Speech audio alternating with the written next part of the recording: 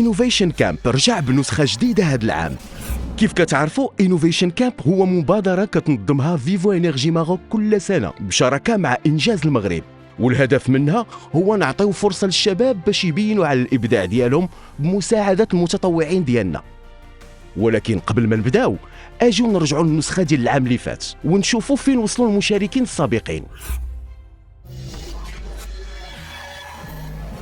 Mohamed Youssouf Had, 24 ans, gagnant de l'édition 2023 de l'Innovation Cup avec Vivo Energy. Je m'appelle Ahmed Tazir Louzor, je suis un étudiant à l'ENCG Casablanca. En même temps, je suis un entrepreneur le mode professionnel. شكرا فيفو انرجي بزاف على الاكسبيريونس اللي عطيتينا، درنا بزاف ديال لي تروك اللي واعرين بزاف اللي ما كناش قادرين نديروهم كون ما جيناش شاركنا وثقنا في راسنا اكثر. كنا قادرين اننا نعطيو، كنا قادرين اننا نكونوا كرياتيف اي برودكتيف في اي دومين، خاصنا غير نكونوا مكادرين وخص يكون عندنا جينيرالمون لو بوتونسييل والامبيسيون.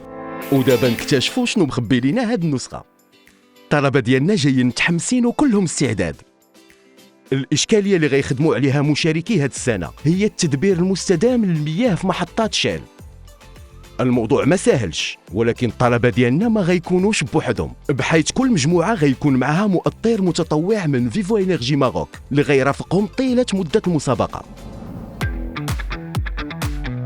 أحمد مالك élève ingénieur en 3e année en génie des systèmes industriels. كنعرف دي زيتيديون اللي كانوا داك العام شاركوا في انوفيشن كامب ديال فيفو انرجي ماروك. كانوا فريمون عندهم واحد الانرجي اللي زوينه، واصلا هادشي اللي خلانا حتى حنايا نجيو حتى حنا نشاركوا فيها juste pour vivre la même expérience. Réduire la consommation d'eau est vraiment important. عندنا واحد لو ديفي وكنحاولوا نلقاو ليه سوليوشن براتيكمون. Je pense que vraiment c'est un sujet très intéressant.